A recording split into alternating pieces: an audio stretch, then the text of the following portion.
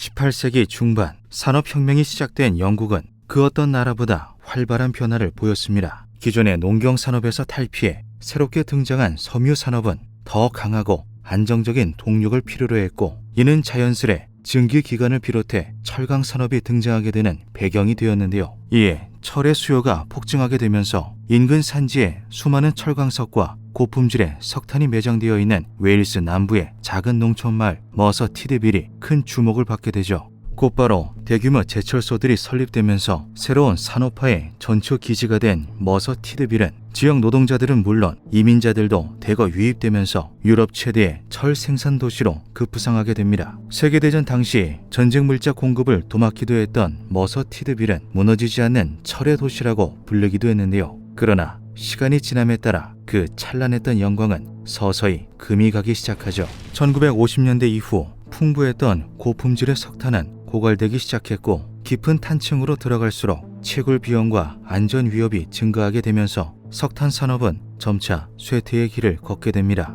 석유와 가스, 원자력 에너지가 새로운 대체 에너지원으로 떠오르면서 석탄의 수요 또한 급감하였는데요. 이에 영국 내 수많은 제철소와 광산이 하나둘 폐쇄되기 시작했죠. 그리고 이것은 머서 티드빌도 마찬가지였습니다. 20세기 중반을 지나며 이미 지역 내 존재했던 탄광은 대부분 폐광, 그나마 아직 문을 닫지 않은 머서 베일 탄광이 그 명성을 간신히 유지하고 있었는데요. 탄광 아래엔 타프강 서쪽 위역과 머서산 동쪽 기슭을 따라 에버벤이라는 작은 마을이 자리 잡고 있었죠. 마을 주민 대다수가 머서 베일 탄광에 고용된 광부 가족으로 당시 기준 약 5,000명의 인구가 거주하고 있었습니다. 비록 소규모 인프라에 불과했지만 수십 년간 쌓아 올린 삶의 터전은 그들에게 있어 너무나도 큰 자산이었는데요. 그러나 그들의 자부심과 달리 외부에서는 이 탄광을 한낱 골칫거리로 보고 있었죠. 2차 세계대전 이후 영국 노동당 정부는 국가 재건과 사회복지를 위해 철도, 전기, 광산 등 주요 산업을 국유화하기 시작했습니다.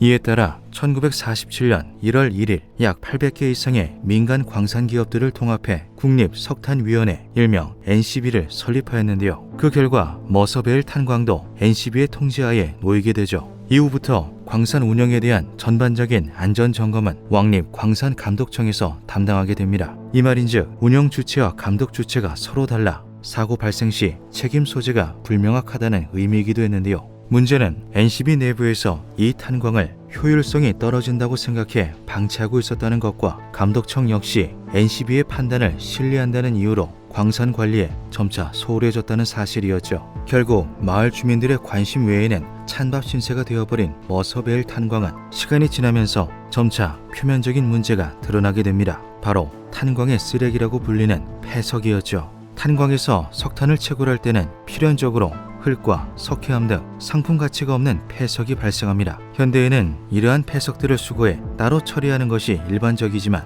이 당시에는 산기슭이나 계곡 주변에 쌓아둔 후 방치하는 것이 일종의 전통적 방식으로 자리 잡고 있었는데요. 특히 집안이 무르고 약해 사용할 수 없는 습지나 연못 인근에 폐석을 모아두고는 했죠. 마을 주민들은 비가 내릴 때마다 산 위에서 흘러내려오는 불길한 검은 물을 보고 위원회에 알리기도 했지만 돌아온 대답은 그저 배수로 하나를 추가 설치해 주겠다는 형식적인 말들 뿐이었습니다. 그러던 1944년 11월 쌓여있던 폐석의 양을 감당하지 못한 4번 더미가 약 490m나 미끄러져 내려왔고 마을에서 불과 150m 떨어진 지점에서 간신히 멈추는 일까지 발생하게 되는데요. 조금만 더 내려왔다면 그대로 마을을 덮쳐버릴 수도 있었던 아찔하고 위험한 상황이었죠.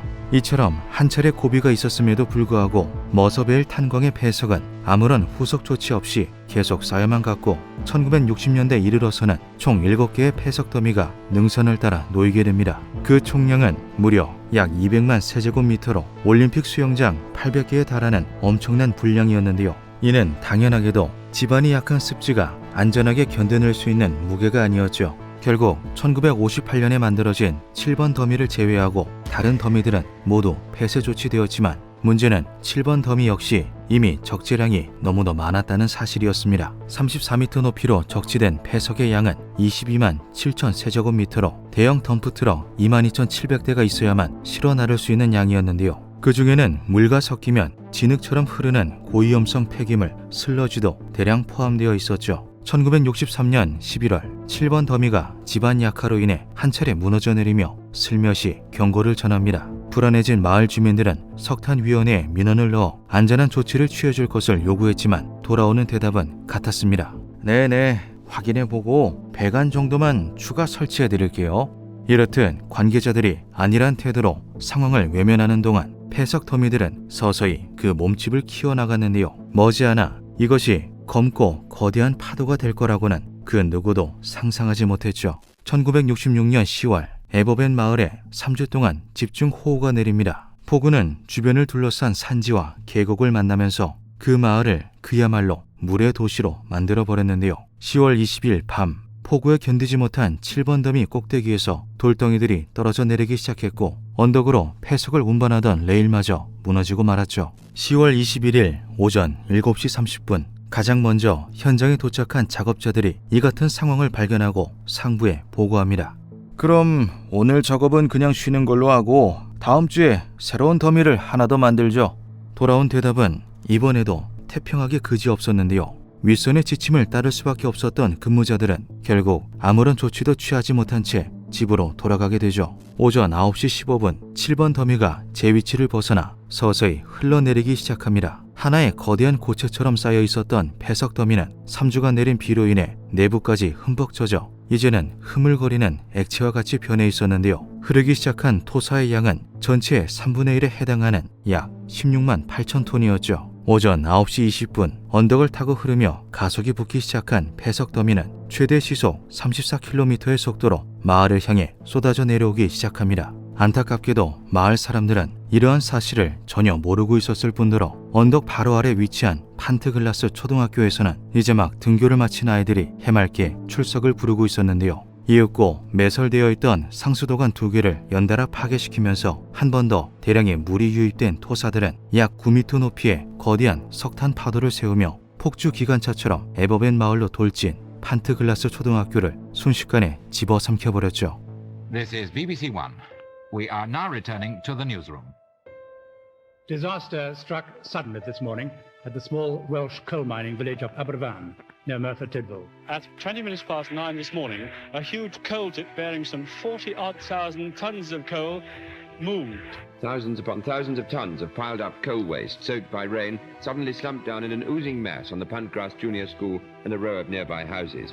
Several classrooms were completely buried under a mound of rubble 50 to 60 feet high.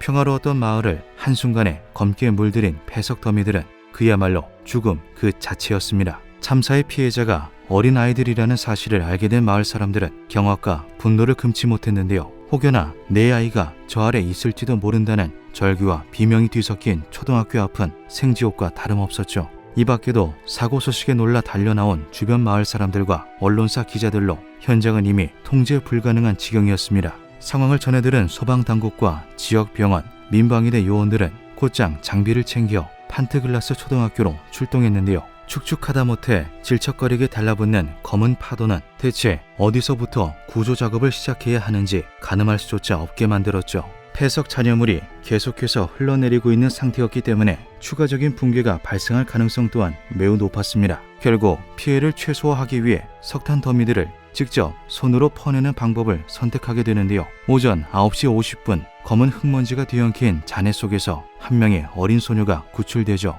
신락 같은 희망을 본 마을 사람들은 소방대원들을 도와서 저마다 폐석을 파헤치기 시작합니다. 그러나 오전 11시 이후 더 이상의 추가 생존자는 발견되지 않았는데요. 당시 학교에 있던 240명의 사람들 중 109명의 아이들과 교사 5명은 끝내 사망으로 처리되었죠. 이날은 방학을 하루 앞둔 날로 교실 내에서는 사고 직전까지도 아이들의 들뜬 목소리가 가득했습니다. 당시 학교 인근에 있던 한 목격자가 말하길 산사태가 들이닥친 이후 마치 시간이 멈춘 듯 주변이 한순간에 조용해졌다고 하는데요. 이 밖에도 인근에 있던 판트글라스 중학교 건물과 주변 도로에 있던 주택 18개가 파괴되는 등 에버벤 마을은 하루아침 만에 참혹한 비극의 현장으로 변해버리고 말았죠. 사고 이후 영국 정부는 참사의 원인을 조사하기 위해 공공조사위원회를 설치했습니다. 당연하게도 비극의 원흉으로 국립석탄위원회가 지명되었는데요.